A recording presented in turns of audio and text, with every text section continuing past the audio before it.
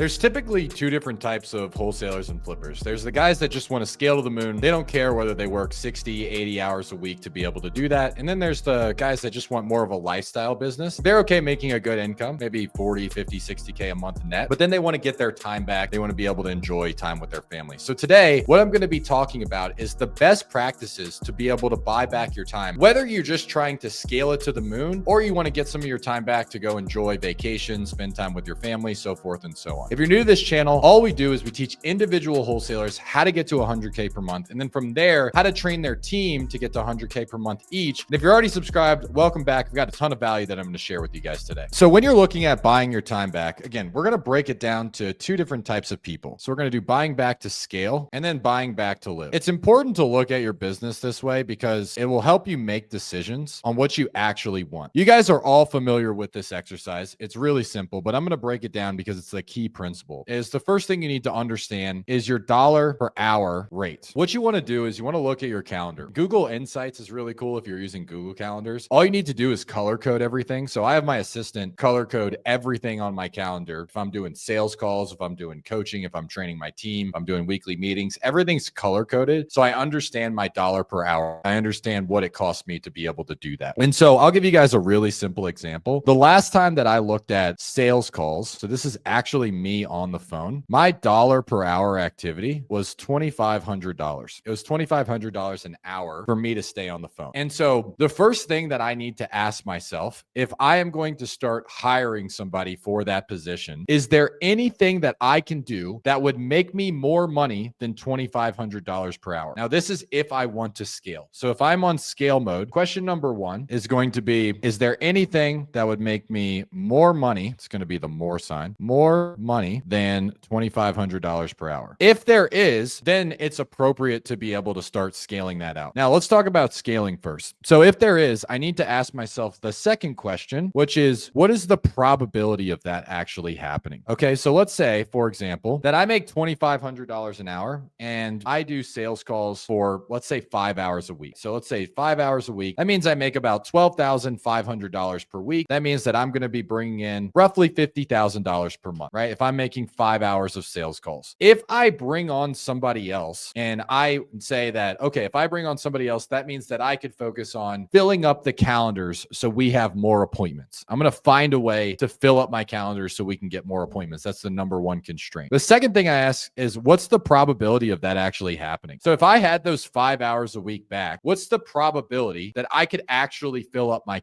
calendar and get another, let's say 20 appointments on my calendar per week? What's the probability of that? I might go through some sort of impact filter and go, have I ever done this before? Is there anyone that I would need to talk to able to make sure that I actually get that done? That would be some questions that I would need to ask myself to make sure that I'm actually making the right decision for me. And then the third thing that I'm going to ask myself after I go through all of that is, can I do it? This is super simple. Can I do it anyway? With what I'm already doing, can I just add this to my calendar? Can I add a way that I could increase my number of appointments and then have to hire somebody? If I can do that, I'm just going to do that. Like that's, if you're in scale mode, this is the filter that you need to look at. And so for me personally, I'll give you guys an actual example of something that I've done is I looked at this $2,500 an hour and then I go, okay, well, what could I do that would make me more money than $2,500 an hour? And for me, that would be hiring and training reps. Now, why would that make me more than $2,500 an hour? Is I could spend an hour a day going through KPIs, holding them accountable, listening to their sales calls. If I can spend an hour a day and then they have 40 hours per week each to be able to go make sales calls, as long as I have the bandwidth,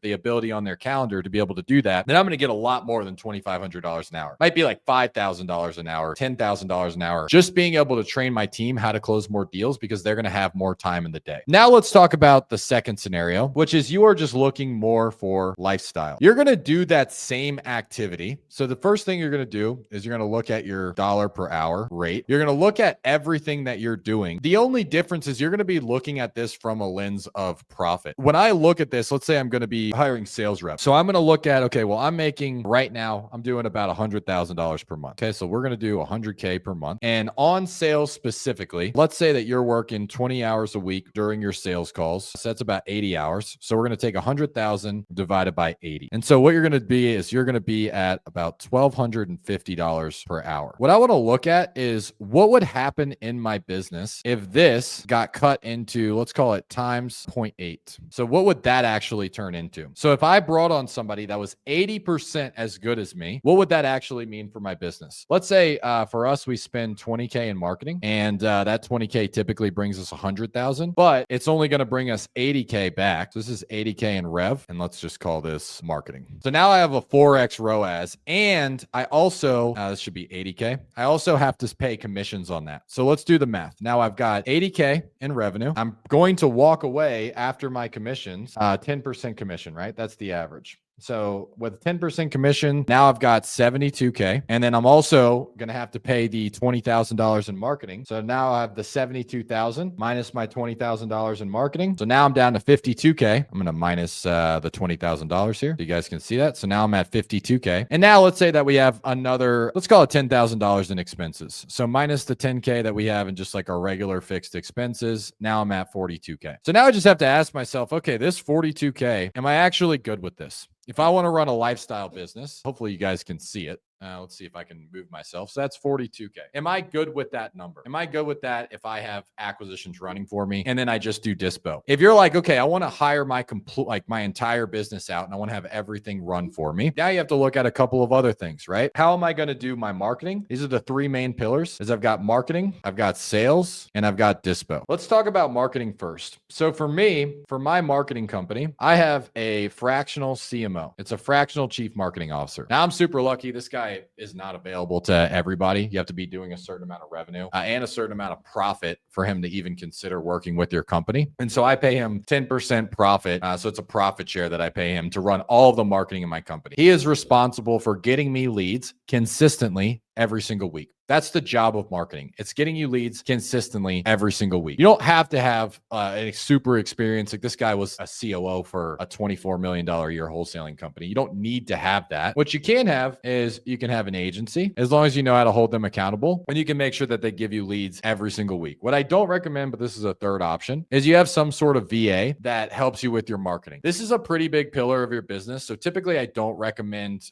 just having a VA do everything for you, like run your PPC campaigns, run your YouTube. If you want to have somebody good, like this would be the third, is like a US based employee. It's generally going to cost you about 5K a month to get somebody good for marketing. It's actually one of the cheaper positions to be able to hand off is marketing. And it's one of the things that I would try to hand off first. An agency can do this typically for about $2,500 a month, depending on your budget. And then if you wanted somebody like a fractional CMO that you're going to pay profit to, I mean, if you're making 50K a month and 60K a month and you're paying them 10%, going to cost you more than an agency. So this is your marketing. Let's talk about sales. So for me personally, I have really simple sales formula.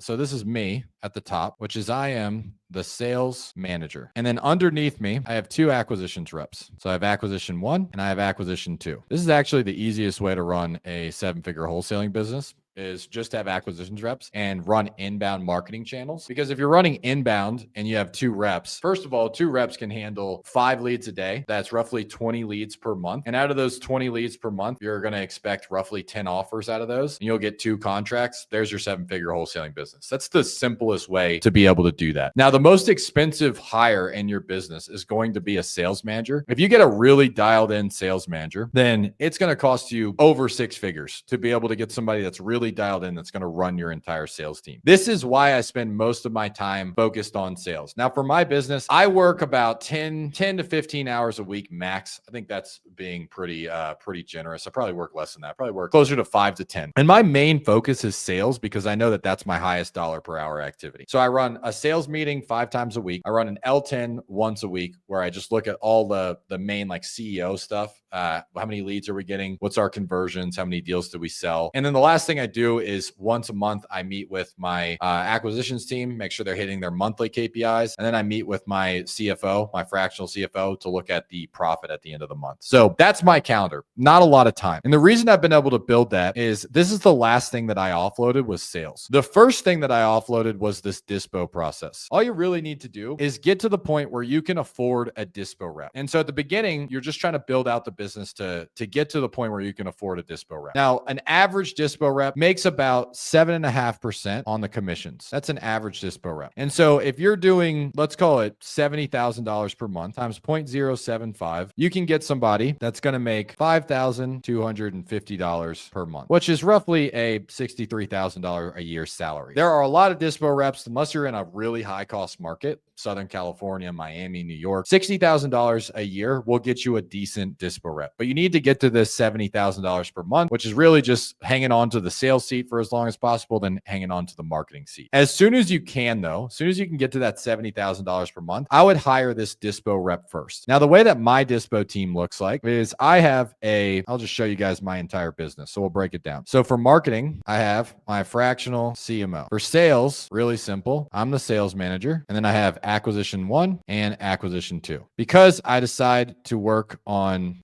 really high quality leads, I don't need a lead manager. Now, if I was working cold call leads and SMS leads, yes, I would need a lead manager, but I keep it super simple. Dispo, because we are in multiple markets, I actually need a little bit more help on the dispo. And so I have a director of dispo, and his job is to manage a couple of people. One, he manages the TC. So we have a transaction coordinator. This is a contract transaction coordinator. The second person that he manages the dispo rep. So this is who actually sells the deals. And then the third person that he manages is the dispo assistant. Now, this is essentially just his executive assistant. So he has kind of his own executive assistant. I have an executive assistant as well, but my executive assistant isn't really like a sales manager executive assistant. She kind of helps me with everything in my life. And so I'm able to get my time. I don't read my emails. She checks all of my emails. Any sort of admin stuff, she does. Anybody that I need to set an appointment with, she emails them. She reaches out. So she does all of that stuff. I'm also the CEO of my company. I think that's a bullshit phrase. It's like CEO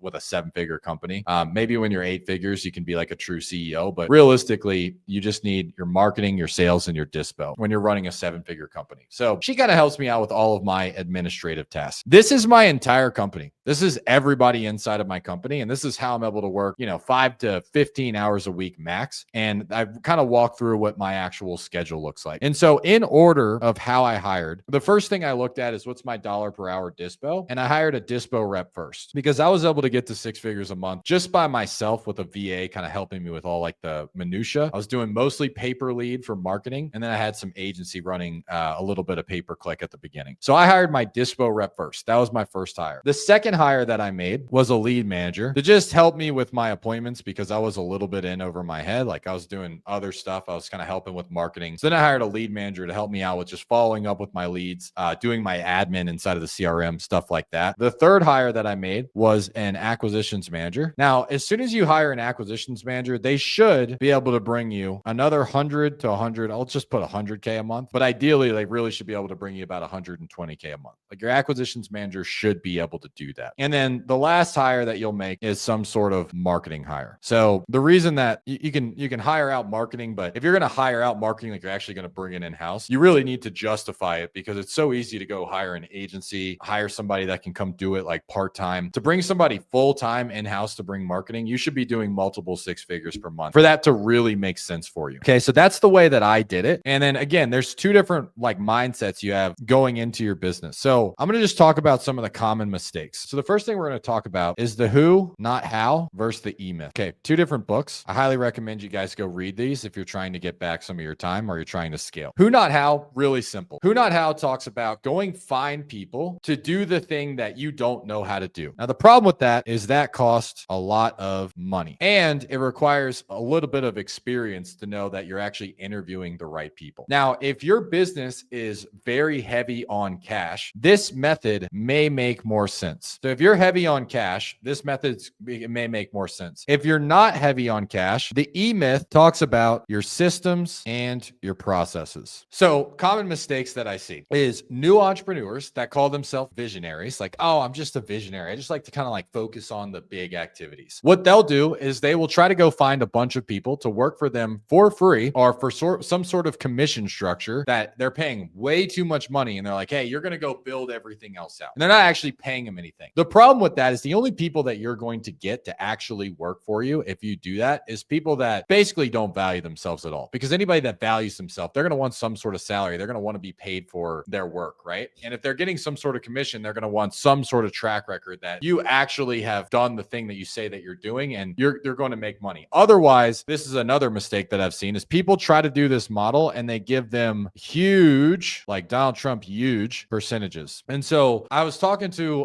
one of our advanced students the other day, and they were saying that they were paying their lead managers commission only, and they were paying them 30% of the deal. And it's like, all right, well, let's do the math at scale. So let's do the math of that. So let's say your acquisitions manager is going to get paid 20%, and then somehow your LM is going to get paid 30%. Now you're at 50% margin. Now your marketing, typically that's going to be about 25% of your revenue. So what are we at now? 75%. You have almost no room to be able to hire anybody else in your company, pay any salaries, or even pay yourself. You're automatically working off of 25% margin. That doesn't make any sense at all. And so there are these milestones that you need to be able to hit to make sure that you can pay for the right people. That's why I say dispo first. So if you can get dispo, you can get to 70K a month. Now you hire dispo. And then let's say you get to 100K a month. Okay, now I can pay a sales rep 10% and they are going to make $10,000 per month. Now I can actually get that off my plate. Then it might make sense for me to go hire, marketing. Might make sense for me to bring somebody in-house for finance. If you're doing a lot of flips, right? Might make sense for you to bring on somebody as your project manager. But I need to bring them through that impact filter of what's my dollar per hour. Second thing is, if I were to get that off my plate, what could I be doing that would make me more money? And then the third and last thing is, what is the probability of that actually happening? Hopefully this helps you guys understand better how to actually get your time back. These are some principles that I've done to get a lot of my time back. I've been able to hire dispo. I have my director of dispo on a salary. I've been able to hire a dispo assistants. I've got my own executive assistant, and all the way up to the point to where, for me personally, like, I don't do anything outside of work on my business that actually makes money and spend time with my family. I've hired out all of my personal life too. I have somebody that cooks for me, cleans for me, does my laundry, takes care of my kid if I have to go to the gym and things like that. And so when I'm focused on work, I'm focused on work. When I'm focused on spending time with my family, I'm focused on spending time with my family. If you guys like this video, make sure you like and subscribe for new videos just like this every single week. And if you want some additional training, I will drop a link inside of the chat for our advanced group where we help entrepreneurs just like you hit multiple 7-figure years and be able to get some of their time back. I will see you guys on the next video. Bye, everybody.